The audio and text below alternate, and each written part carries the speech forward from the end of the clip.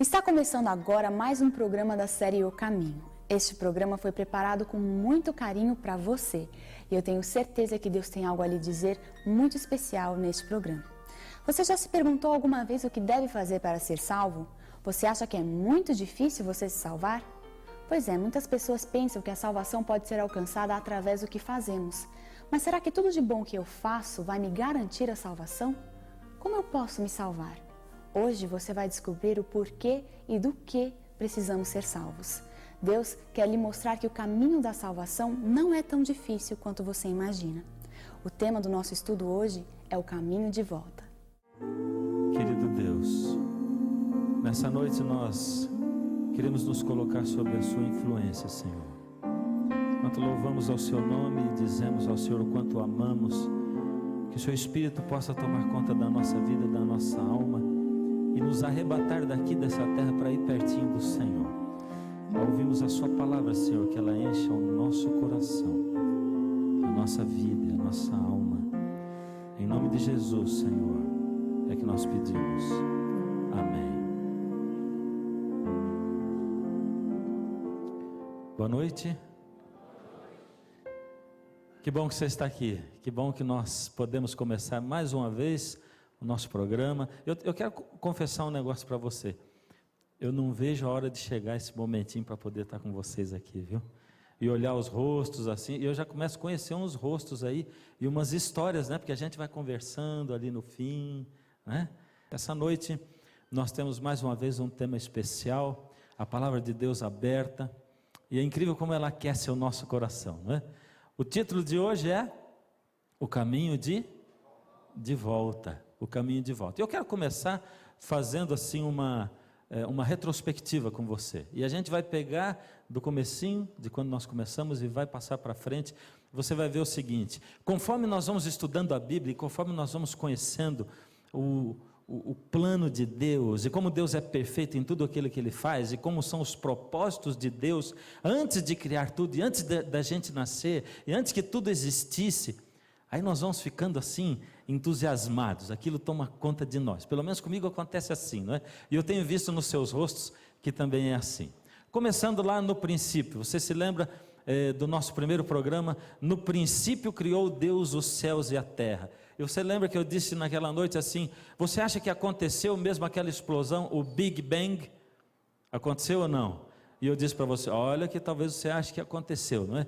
No princípio não tinha nada, antes de haver matéria, tempo e espaço, e do nada, sem matéria, sem tempo e sem espaço, sem nem mesmo aquela ameba, aquele ser unicelular, Deus cria tudo do nada, e bam, o poder de Deus. Eu acredito que Deus possa ter criado através de uma explosão. Ainda ontem foi anunciado aí nos meios de notícia que foi encontrado um tablete, não é, de barro. Eu não sei quantos viram isso aí, mas escrito por um astrólogo 700 anos antes de Cristo. E aí o texto mesmo jornalístico diz que os intérpretes desse pedaço de barro, escrito aí em argila, estão dizendo que isso pode ter sido o asteroide ou aquilo que fez com que destruísse a cidade de Sodoma e Gomorra. E descreve como ele pegou fogo ao entrar em contato com a atmosfera terrestre e como ele não deixou nenhuma cratera, porque ele não veio de cima para baixo nesse sentido aqui, mas ele veio varrendo tudo. E que coisa fantástica, não é? A palavra de Deus é assim mesmo. E o Senhor Deus criou tudo do nada, antes do tempo, do espaço e da matéria, e depois de um tempo Ele voltou aqui a essa terra, e Ele começou a dar forma à terra. E lembra quando eu falei para vocês a respeito de Moisés, e como Deus tirou Moisés daquela posição lá no universo, e o colocou aqui na terra, numa posição onde ele podia enxergar as coisas, e aí o sol e tudo se criando, e Deus fazendo, e Deus falando, e as coisas aparecendo e tomando forma. E o Senhor Deus foi preparando tudo para que o homem pudesse chegar aqui na terra, para que ele criasse o seu filho, a sua matéria-prima. E Deus, que até agora tinha criado pelo poder da sua palavra, de repente chega aqui na terra, coloca a mão no barro, dá forma a um boneco, se debruça sobre ele e sopra no nariz dele, nas suas narinas, o fôlego da vida. E o homem é feito um ser vivente, uma alma vivente.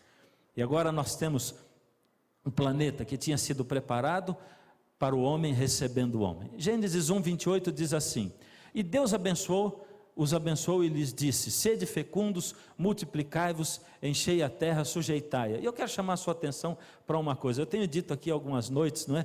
Que aquele fruto proibido não era o sexo, coisa nenhuma, não é? E esse texto mostra isso. Antes do homem pecar, Deus disse assim, abençoou e disse: sede fecundos, multiplicai-vos, enchei a terra e sujeitai-a.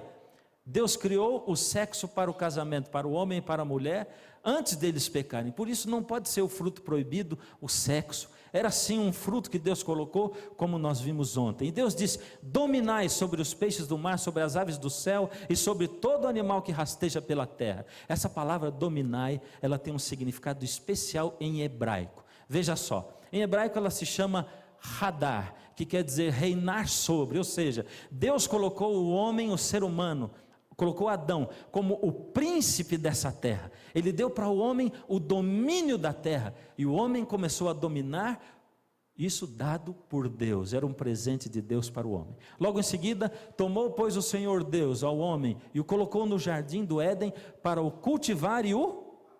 Isso, eu quero ouvir sua resposta, porque é bom ouvir, né?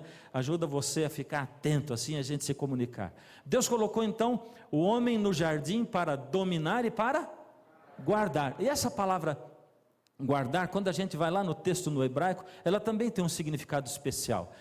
Essa palavra em hebraico é chamar, você está vendo lá, e quer dizer guardar contra intrusos. Ou seja, Deus já avisou o homem e disse: cuidado, tem intrusos aí à espreita, Satanás, os seus anjos, cuidado, você está aqui na terra para dominar, a terra é sua, eu estou te dando o certificado de posse da terra, você é o príncipe da terra, e você vai guardar contra intrusos. E chamar quer dizer também uma autoridade tão grande, que o homem tinha autoridade para passar a terra adiante, ou seja, para dispor dela, para vender. Por isso Deus disse: domine a terra, os animais, seja o príncipe da terra, e guarde contra intrusos, porque se você não guardar contra os intrusos, eles vão tomar de você, e você vai passar adiante isso. Aí estava toda a mensagem de Deus, o amor de Deus aí incluso. Deus diz: cuidado, a terra é sua, cuide dela, mas há intrusos, tome cuidado. Esse é o amor de Deus manifesto. Deus é a fonte da vida, e a lei natural determina que os seres criados tinham que estar ligados na fonte da vida.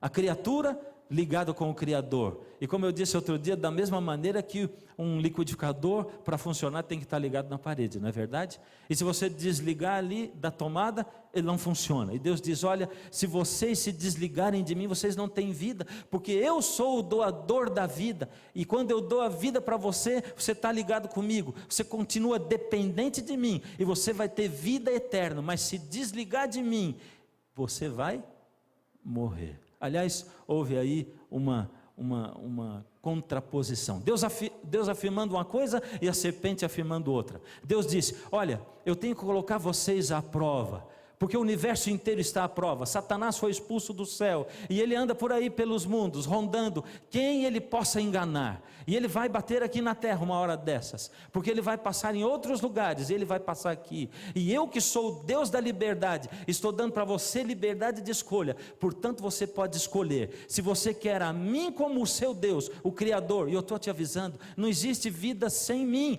mas você pode escolher, você é livre para escolher a Satanás, e se você escolher Satanás, você perde a vida. E Deus disse: no dia em que dela comeres, certamente morrerás. Mas a serpente chegou para a mulher e disse: pode comer, porque certamente não morrerás. Quem será que estava certo? A serpente ou Deus? Gênesis 3,6, e vendo a mulher que aquela árvore era para se comer, e era boa para se comer, e agradável aos olhos, e desejável para dar um entendimento, tomou do seu fruto, e comeu, e deu também ao seu marido, e ele comeu do fruto com ela. Agora você vê, o homem e a mulher escolheram. Naquele dia, queridos, eles tomaram uma decisão importante, e que tem a ver com você e comigo. Nós estamos falando não da história de Adão e Eva, não da história do princípio, mas nós estamos falando da sua história e da minha, de como tudo começou, e nós estamos começando, através da palavra de Deus, a responder às grandes questões da nossa vida. E ontem eu falei para vocês, e deixei uma pergunta no ar, e disse que era para hoje. Aliás, a gente vai deixando um monte de coisa pendurada, não é? Você quer saber como é que foi? daqui a pouco, no programa para frente, no próximo programa. Eu disse que tinha um monte de respostas para hoje, e elas têm que aparecer, não é? Deus tinha dito, certamente morrerás, a serpente, certamente não morrerás, só que os dois comeram, e eles morreram no dia ou não? Não. E aí? Quem estava certo? Deus ou Satanás? Deus, mas Deus mentiu então? E alguém disse, mas era morrer espiritualmente. Deus não disse, se comeres do fruto, certamente morrerás espiritualmente. Não, ele disse morrer, e eu fui olhar no dicionário, e morrer é exatamente deixar de viver, e deixar de viver é morrer, lógico, é uma coisa simples, não é? Tão simples, tão simples. Acontece que Satanás, Lúcifer, ele colocou Deus numa sinuca, assim que Adão e Eva colheram do fruto, e comeram daquele fruto, eles colocaram Deus, e eu estou chamando isso de sinuca, entre parênteses, né? Colocaram Deus em dificuldades, ponto para Satanás nessa luta do bem contra o mal, nesse grande conflito entre o bem e o mal. Satanás ganhou o primeiro ponto, porque ele fez com que o homem pecasse. E agora Deus estava assim, se Deus perdoasse o ser humano, Satanás ia dizer, está vendo? A lei de Deus, essa lei universal que rege o universo, ela não é mesmo possível de ser cumprida, assim como eu não cumpri, porque ela não era possível, e esse 1/3 dos anjos do céu, que vieram comigo, também não cumpriram a lei, ela não é possível de ser cumprida, porque Deus não cumpriu, e quando o homem caiu, ele salvou o homem, sem cumprir a lei, porque a lei diz que o resultado do pecado, o salário do pecado é a morte. Por isso o homem tem que morrer, e se ele não morrer, Deus não cumpre a sua lei. Mas se Deus salvasse o homem, Satanás ia dizer o seguinte, agora, que coisa, se Deus matasse o homem, Satanás ia dizer, agora Deus não é amor, está vendo? Eu não disse para vocês o universo inteiro, eu não disse para vocês criaturas de Deus, que Deus era assim mesmo, Ele não é amor, Ele é um Deus tirano, Ele coloca leis impossíveis de serem cumpridas, porque quando a gente cumpre a lei dEle, a gente é prejudicado, e olha o que aconteceu, Deus matou o homem e a mulher, porque a lei dizia que quem desobedecesse, quem pecasse, quem se desligasse dEle, ia morrer, e realmente eles morreram. E agora? Como Deus fez para sair de tudo isso aí? Será que Deus erra? Deus não erra. E vocês falaram que Deus não mentiu, e que quem estava certo era Deus. O que Deus fez? Por que Deus não fez alguma coisa? Deus fez alguma coisa?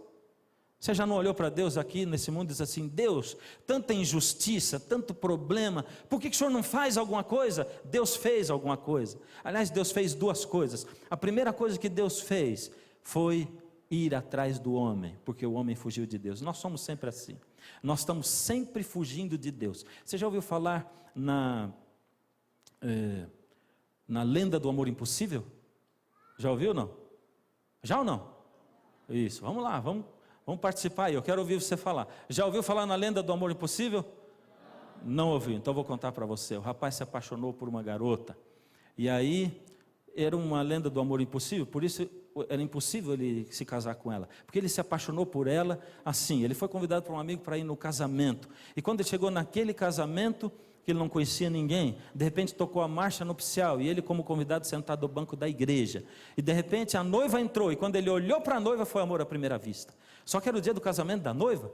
Como é que ele pensava, eu sou maluco, como é que eu posso me apaixonar assim por alguém que está se casando, no dia do casamento dela? É a lenda do amor impossível, vocês não podem esquecer, não é verdade?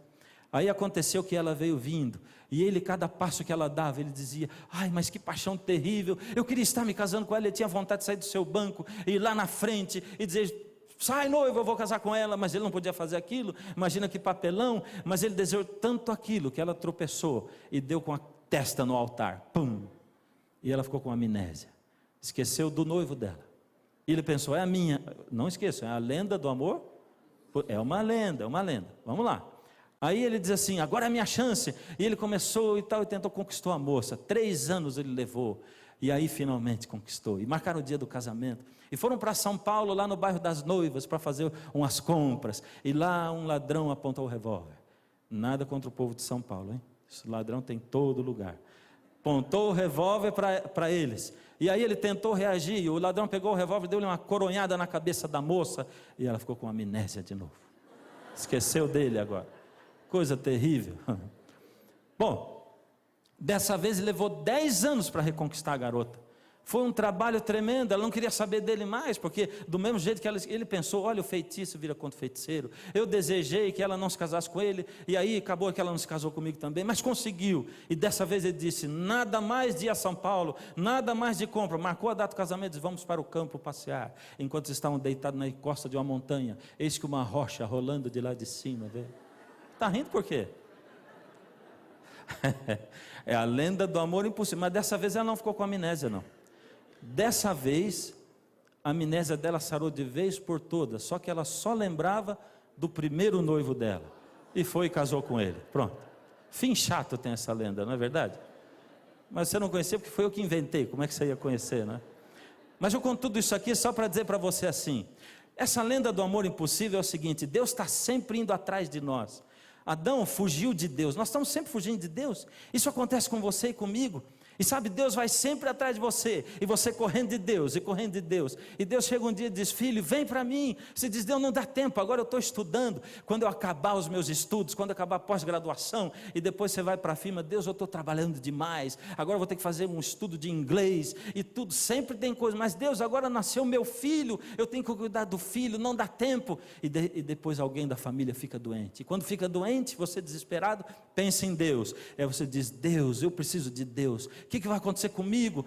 E aí depois aquilo passa, você foge de Deus de novo, e Deus corre atrás de você, e tenta conquistar você, e aí um dia alguém chama você para vir à igreja, ou você ouve o convite pela televisão, ou pela rádio, ou recebe um convite, e você vem, e começa e para na frente de Deus. Nós estamos sempre fugindo de Deus, e Deus sempre correndo atrás de nós. Existe um teólogo famoso que diz assim, no relacionamento entre Deus e o homem, depois do pecado, Deus tem uma parte, o homem tem a dele também, a parte de Deus, correr atrás do homem, e a parte do homem, correr de Deus, e a gente vive correndo de Deus, é assim. Primeira coisa, Deus correu atrás do homem, o homem fugiu, mas Deus o procurou. Gênesis 3:8 diz, ouviram a voz de Deus, que passeava pelo jardim, pela viração do dia, ou seja, o sol se pondo, e Adão escondeu-se com a sua mulher, da presença do Senhor, entre as árvores do jardim. Mas Deus foi atrás dele. Adão, onde estás? Disse Deus. E Adão estava escondido de Deus. A segunda coisa que Deus fez alguma coisa para resolver o problema do pecado, ele correu atrás do homem, e a segunda coisa que ele fez, ele se ofereceu para morrer no lugar do ser humano, foi isso que ele fez.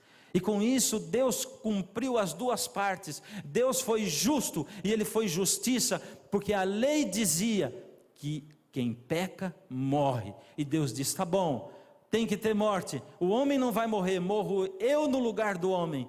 Então Deus foi justo, e Deus foi amor também, porque não existe um amor maior do que esse, como o quarteto cantou ainda há pouco, capaz de um Deus que faz com que um Deus se transforme em homem, para morrer por você e por mim. É o que diz João 3,16, onde fala assim, porque Deus amou, você conhece esse texto de cor? Fala comigo, vamos lá, está escrito ali, porque Deus amou ao mundo de tal maneira, que deu o seu Filho unigênito, para que todo aquele que nele crê, não pereça, mas tenha vida eterna. E o que isso significa? Isso significa que Deus amou o mundo, que deu o seu Filho, para quem receber a vida eterna?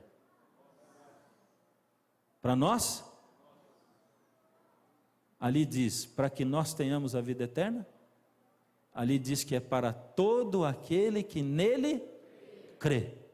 É para nós sim, mas é assim, você morrendo de sede e uma torneira aberta com água ali, aquela água pode matar sua sede, se você for lá, beber. Se não for beber, vai morrer de sede do lado da água, é isso. Por isso que Deus diz, Deus amou tanto o mundo, que deu seu Filho unigênito, para que quem crê nele, para quem vai lá e busca da fonte, não morra, mas tenha a vida eterna. Agora me ajude lá, vamos preencher isso aqui. Que reação Deus manifestou diante da entrada do pecado? Verdadeiro ou falso? Ele abandonou o homem. Deus não se importou. Deus procurou o homem. Tá bom, vocês estão tirando 10 em todas as provas, né? Muito bom, sabatina oral e escrita nós estamos fazendo aqui. Com o pecado do homem, quantos se tornam pecadores aqui na terra? Essa pergunta só pode ser respondida por Romanos 5,12 e pela palavra de Deus. Diz assim: pelo que por um homem entrou o pecado no mundo, e pelo pecado a morte, assim também a morte passou a quantos homens? Todos os homens, porque todos pecaram. E aí você poderia dizer: mas Deus, isso aqui é injusto, porque assim, o Adão pecou e eu levo também a culpa, só ele pecou. Ele era o representante da raça humana, mas se eu tivesse no lugar dele, e se o Senhor tivesse dado a oportunidade para mim lá, eu teria feito melhor. E Deus diz: então faça melhor. É isso. Você teria feito melhor? Faça, porque eu morri no seu lugar, para dar para você a chance, e agora você vive essa vida aqui na terra, e você tem a oportunidade de provar para mim, que você pode fazer melhor do que Adão, e que você vai me aceitar, e vai voltar para mim, e vai andar comigo no meu caminho, na minha senda, no caminho que eu tenho traçado e escolhido para você. Com o pecado do homem, todos pecaram. O homem vendeu para Satanás a propriedade da terra, e Satanás, o usurpador do trono do homem, passou a ser o príncipe desse mundo. Dá para entender? Quem é o príncipe desse mundo? É isso. Você acredita nisso? Mas de onde você tirou isso, pastor? Olha lá, esse texto, vamos lá, são 3, Lucas 4, de 5 a 7, aqui fala da tentação de Cristo, e quando Satanás pegou Jesus no deserto, depois dele ter jejuado, e levou para tentá-lo, e numa das partes ali diz assim, Lucas 4, 5 a 7, e o diabo, elevando Jesus a um alto monte, mostrou-lhe num momento todos os reinos do mundo. Disse então o diabo a Jesus, olha o que ele diz: dar-te-ei toda esta autoridade e a glória destes reinos, porque ela me foi entregue e a dou a quem eu quiser. Portanto, se prostrado me adorares, toda a glória será tua. Satanás disse para Jesus o quê? A autoridade foi dada a mim. O homem vendeu a terra, a autoridade, o seu principado para Satanás, e ele se tornou o príncipe. Olha o que Jesus diz em João 14:30, já não falarei muito convosco, porque aí vem o príncipe do mundo, ele nada tem em mim. Jesus está falando de Satanás, e ele chama Satanás de príncipe desse mundo 3 vezes, porque Satanás enganou o homem, e o homem que tinha autoridade sobre a terra, e de passar a terra adiante, passou para Satanás, e ele se tornou o Deus desse mundo. Por isso ele ousou vir aqui na terra como representante. Lembra que eu falei ontem para você? Como ir lá no céu, né? Como Satanás aparece diante de Deus? É aquele texto de Jó, você se lembra? Quando eu disse assim, que todos os representantes dos mundos não caídos estiveram diante de Deus para uma reunião, e ali aparece Lúcifer, Satanás, e Deus diz: de onde você vem? Eu venho de rodear a terra. Ele foi se oferecer para ser o representante da terra, numa reunião lá com Deus. Por que ele ousou isso aí? Esse é o texto, Jó 1, verso 6, porque ele realmente usurpou e tomou para si a terra que não era dele e passou a ser dele. Por isso, quando você olhar para a injustiça que existe no mundo, e você clamar a Deus dizendo assim: Deus, por que tanta injustiça? Por que criancinhas são molestadas? Por que, Senhor Deus, as famílias brigam? Por que existe morte, gente morrendo de fome? Por que tanta guerra? Lembre-se que Deus não é o Deus desse mundo, o príncipe desse mundo ainda é Satanás, e ele tem o domínio dessa terra, ele é quem usurpou tudo, e ele é atualmente o príncipe desse mundo. As coisas que acontecem nesse mundo, as coisas más, são provocadas por ele, e todos os problemas que existem nesse mundo e nessa terra, são provocadas pelo atual príncipe desse mundo. Ele vai perder esse principado quando o Senhor Jesus voltar a essa terra, e aí a terra vai ser entregue de novo ao ser humano, aqueles, como diz João 3,16, que aceitarem, que entregarem, aquele que nele, em Jesus, aqueles que em Jesus crerem, acreditarem. Porque Deus não evitou criar Lúcifer? Já perguntou isso alguma vez? Mas veja só, tudo bem, Deus criou o homem e ele deu liberdade de escolher o homem, mas por que Deus não evitou criar Lúcifer? Era só ele criar todos os anjos, menos o Lúcifer, é ou não é? E ele teria resolvido tudo.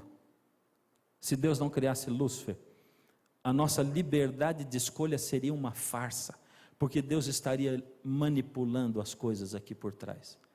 Você imagina que você conheceu uma garota, e que na cidade onde ela mora, você é o único homem que existe, não tem mais nenhum, e aí você se apaixonou por ela, era por você, é lógico que ela não tem mais opção nenhuma. Você vai ficar seguro quando você sair dali e viajar para outro lugar? Ela nunca conheceu nenhum homem, só você. E quando ela olhar que tem gente muito mais bonita que você, e eu tenho percebido isso a cada dia, comigo, né? Que a gente olha, tem gente muito mais bonita que a gente. Agora você veja, como é que Deus poderia criar o homem e dizer, eu te dou liberdade? E dizer, não, peraí, esse aqui eu não vou criar, porque ele pode me criar problemas. Isso não é liberdade coisa nenhuma, isso é manipulação, e Deus não manipula ninguém. Deus é um Deus verdadeiro, Deus é o Deus da liberdade, Deus é o Deus da justiça, e Ele é o Deus do amor. Qual a condição da natureza humana depois do pecado? O que é esse negócio de natureza humana? Ou seja, como que é o desejo do coração do homem? Qual que é o nosso desejo do coração? Quem gosta de fazer coisas boas aqui? E aí? Você gosta de fazer coisas boas? E o que é fazer coisa boa? Tomar sorvete, por exemplo, é coisa boa? É nada, é gostosa, mas não é boa, porque faz mal para a saúde. E comer bolo e comer pudim também, e faz mal para a saúde também. Ou seja, a gente gosta, a gente se diverte com aquilo que não presta. Os programas de TV que a gente gosta também não prestam. A natureza humana mudou. Antes do pecado o homem era bom, gostava, tinha prazer nas coisas boas. Depois do pecado tudo mudou. Romanos 7, 19 e 20 diz assim, é Paulo dizendo, porque não faço o bem que eu quero, mas o mal que eu não quero, esse faço. Mas se eu faço o que não quero, já não sou eu quem o faz, mas sim o pecado que habita em mim. A natureza do homem é assim, a gente gosta de fazer o que é errado, e às vezes você faz um propósito na sua vida, vou emagrecer, e aí você não emagrece coisa nenhuma, né? E eu sei porque me contaram isso já, sabe? Por causa disso que eu sei. Agora veja, mas eu perdi 17 quilos, embora você não acredita, né? Porque gordo, quando perde 17, o povo olha e diz assim, cortou o cabelo, é? Ninguém nota, é a coisa mais triste do mundo, né? Mas Paulo resume o que é a natureza humana. Eu sei o que é certo, eu quero fazer o que é certo, mas eu acabo fazendo o que é errado. E eu não gosto de fazer o errado, mas tem uma luta dentro de mim, porque o pecado fez uma separação no homem, uma luta aqui dentro. Uma coisa dizendo vai, faz, é bom, a outra dizendo não vai, não é bom, é gostoso, mas não é bom. Essa separação dentro do cérebro, da mente humana. E Deus diz assim, a única maneira de você gostar do que é bom, é eu fazer um milagre na sua vida. Você se entrega para mim, e Ele diz, porém inimizade entre ti e a mulher, entre a tua descendência e o seu descendente. A descendência da mulher, lembra que eu falei para vocês? Os filhos dos homens, aqueles que não ligam para Deus, e os descendentes de Jesus, não é? O seu descendente, Jesus, a inimizade entre Jesus e Satanás. E essa é uma promessa para você e para mim, Deus dizendo, se você se entrega para mim, eu sei, você não consegue fazer o que é bom, você quer fazer o que é bom, mas faz o que é mal, mas eu prometo para você, entrega a sua vida para mim, e eu vou colocar uma coisa no seu coração que não está lá. Você que odeia a Bíblia, vai gostar de Bíblia. Você que odeia música de crente, inclusive quarteto, você vai passar a gostar. Você que não gosta de cantar essas músicas da igreja, vai gostar. Não gosta de nada de Deus, e nem de ir à igreja, vai gostar, porque eu vou colocar essa inimizade entre você e Satanás, entre a serpente, e vai começar a crescer no seu coração uma coisa tão maravilhosa. Eu conheci alguém esses dias aí, que tem a vida transformada, um ex-matador. Que coisa fantástica como Deus opera no coração dessas pessoas, não é? Eu conheci outro dia na cadeia, um homem que saiu no fim de semana para vir para casa, está na cadeia. E ele disse, pastor, eu assisti a sua série Esperança no Ar, lá que o senhor fez em São Paulo. Eu assisti dentro da penitenciária, e o senhor fez lá um dia uma palestra chamada Em que língua fala o Espírito Santo? E passou aquele dia, eu entreguei o coração a Jesus, e essa passou o meu primeiro fim de semana fora da cadeia, e eu de lá para cá, eu entreguei o coração a Jesus, e eu estou vindo aqui para começar a frequentar a igreja. Que coisa fantástica, como Deus transforma vidas. Só Ele é capaz de colocar isso. Quem pode mudar a natureza humana? Quem? Aqui diz, o Espírito do Senhor se apossará de ti. Essa é a mensagem para Saul. E profetizarás com eles, e tu serás transformado em outro homem. Ora, não é isso que a gente quer? Aliás, eu não sei se é isso que a gente quer. Porque a maior dificuldade no mundo hoje é de pessoas que reconheçam que são pecadores. As pessoas olham para a sua vida e dizem assim: eu estou bem assim. Acha, ficar ouvindo esse monte de coisa que esse pastor fica falando aí. E porque natureza pecaminosa, porque eu gosto de fazer o que é errado, mas eu tenho que fazer o que é certo. Que nada disso. A vida estava tão boa sem eu saber dessas coisas.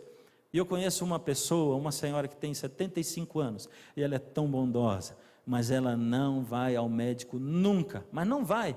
E já faz tempo que ela sente uma dor, mas as pessoas insistem, os filhos dizem: vai ao médico. E ela diz: eu não vou, a gente vai no médico só para sofrer. E aí outro dia ela ficou muito, muito mal, e levaram ao médico. E quando fizeram os exames, ela tem tanta doença, mas tanta doença, que vai ser difícil de curar. E aí os filhos: mãe, agora você vai ter que mudar sua vida, vai ter que fazer exercício, comer isso, comer aquilo, deixar de comer isso, comer aquilo, o outro. E ela falou: está vendo porque eu não queria ir no médico? Olha aí, agora inventou um monte de doença para mim, ela falou. E muitos de nós somos assim. Por que eu vou na igreja? Está tudo bem. Eu vou lá só para descobrir o quê? Que eu sou pecador? E que eu preciso de Deus? E que eu tenho que mudar um monte de coisa na minha vida?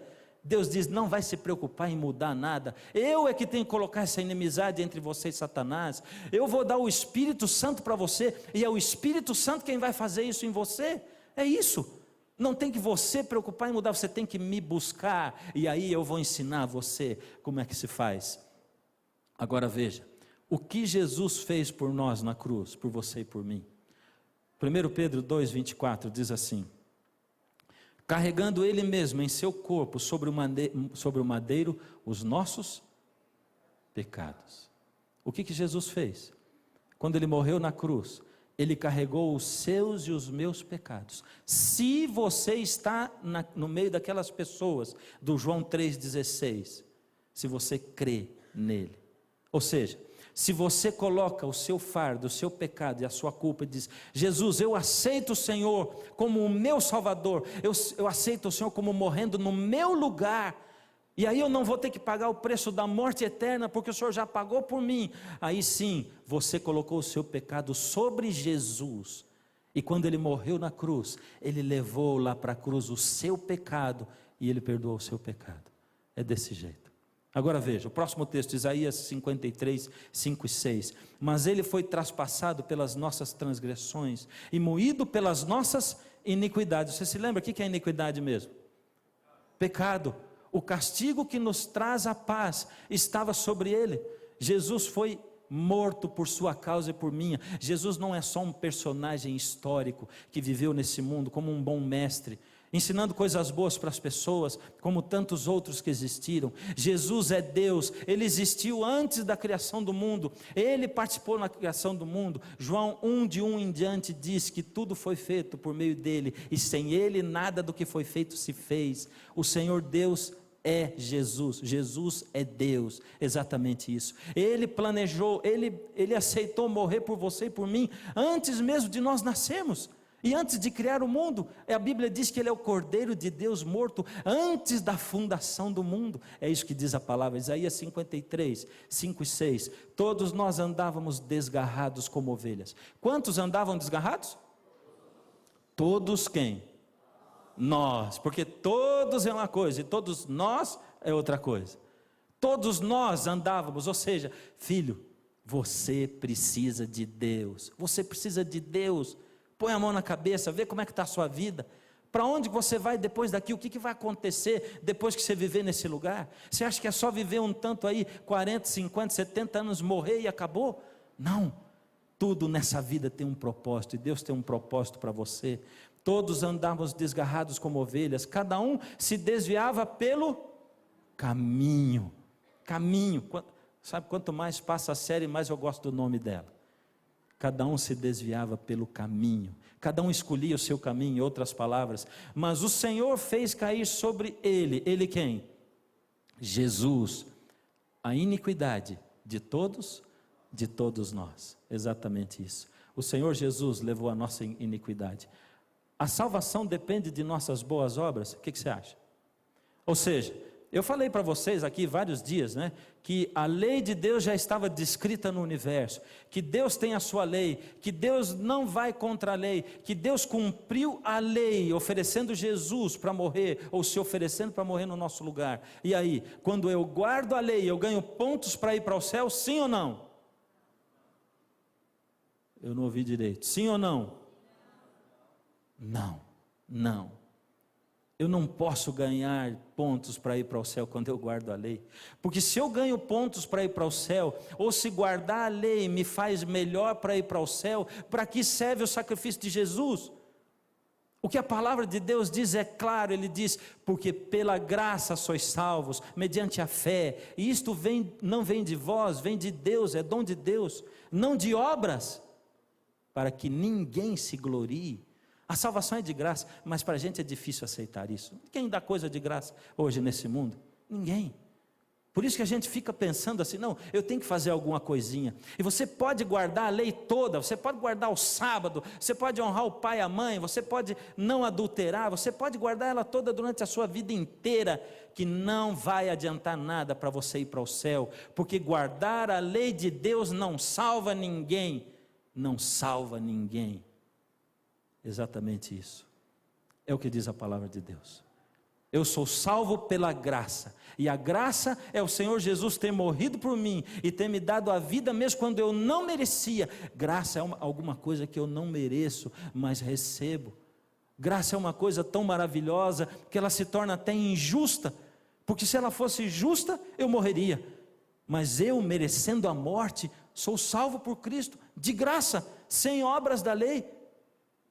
Mas eu tenho que me apropriar da graça. A graça é a torneira de água aberta. E o que é a fé?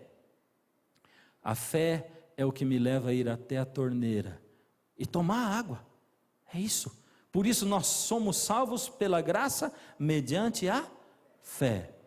Você tem fé? Acho que o pedido mais genuíno de todos foi de um pai que chegou diante de Jesus para pedir ao Senhor Jesus que curasse o seu filho.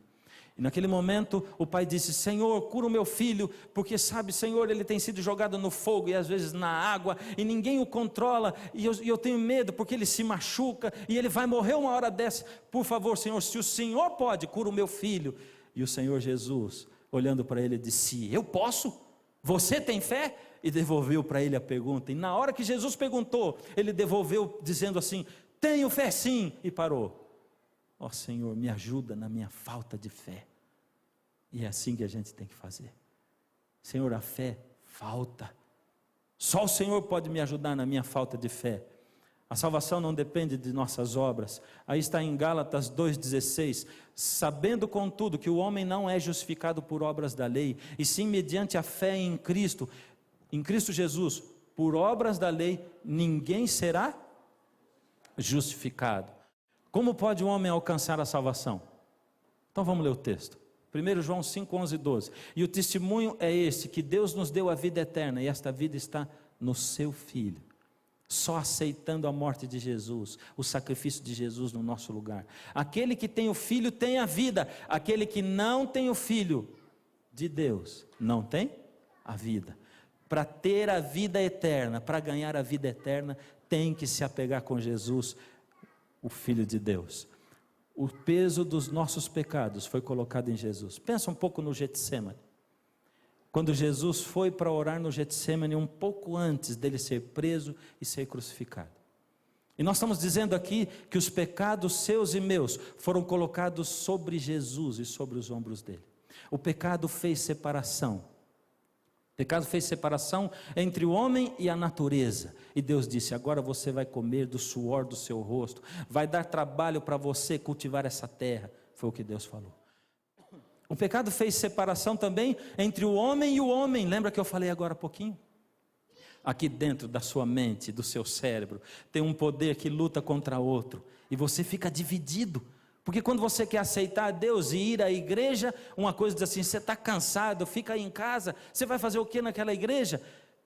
E a outra voz diz: vai filho, vai ser bom para você. E quando você vem aqui, você é renovado, e você sai daqui nas nuvens, porque aqui na casa de Deus você se encontra com o dono da casa. É assim, é impossível ir à casa de Deus sem se encontrar com o dono dela. E é por isso que você sai renovado. Mas no outro dia, quando passa o dia inteiro e vem o dia de trabalho e chega de tardinha, de novo vem aquele torpor e aquela coisa, e aquela luta, e aquela guerra, tempestade dentro de você. Acontece que o pecado também fez separação entre o homem e Deus. Deus foi atrás do homem e o homem fugiu de Deus. O pecado separou tudo isso. Mas a pior de todas as separações que o pecado causou foi a separação de Deus e Deus. Como assim, pastor? Jesus foi para o Getsemane orar, e quando Jesus chegou no Getsemane, os pecados de todos aqueles que creem em Jesus e aceitam o sacrifício, desde o primeiro homem que aceitou a Jesus, até o último homem que ainda vai viver nesse planeta, e que ainda vai aceitar a Jesus como seu Salvador, foram colocados sobre o Senhor Jesus. E quando ele começou a receber o peso do pecado, Deus, que ama o pecador, mas não tolera o pecado, foi se afastando do seu Filho. E Jesus, que vivia em íntima comunhão com o Pai, em plena oração com Ele, Jesus foi sentindo o peso da separação entre Ele, que era Deus, e Deus o Pai. Jesus não havia pecado, e aquele que não tinha pecado nunca recebeu o seu pecado e o meu, e Jesus começou a sentir o gosto do pecado na sua boca. E você sabe como é que é o gosto do pecado, porque ele vem no momento seguinte, ele vem no dia seguinte. Quando você, depois de ter fugido para longe de Deus, você sente o gosto amargo de ter feito o errado, de ter pecado.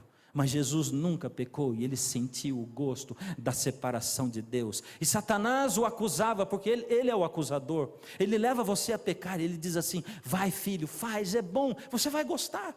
E depois que você cai, ele pisa na sua cabeça, ele diz assim: está vendo? Você fez, você pecou, está vendo? Você é um miserável, como é que você vai procurar Deus agora? Você é indigno, não deveria ir à frente de Deus. E Satanás joga você para baixo, e ele pisa em você, esmaga, e ele diz: não tem solução para você. Tudo isso que esse pastor está falando é balela, porque ele não conhece a sua vida, porque se ele conhecesse a sua vida, ele saberia que para você não tem solução. Você já foi longe demais, não tem jeito, não tem volta, não dá mais. Satanás é o acusador, e ele dizia exatamente essas coisas para Jesus. O peso dos pecados de toda a humanidade é grande demais para você. Você vai morrer e não vai ressuscitar nunca mais. O peso que está sendo colocado em você é grande demais para um homem só levar. E Jesus sentiu a separação. E ali no horto, no Getsemane, Jesus clamou ao Pai dizendo: Pai, se possível, passa de mim esse cálice sem que eu tenha que bebê-lo. O que Jesus estava pedindo para Deus quando ele disse isso? Se possível, passa de mim esse cálice sem que eu tenha que bebê-lo. Ele estava dizendo: Deus, se possível, poupa a minha vida e mata toda a humanidade. É isso que ele estava dizendo? É isso? Não. Ele estava dizendo: Pai, eu sei que a tua lei diz que tem que ser pago o preço da vida ou do pecado com a morte, porque o salário do pecado é a morte. Pai, se for possível, Pai, cancela essa lei.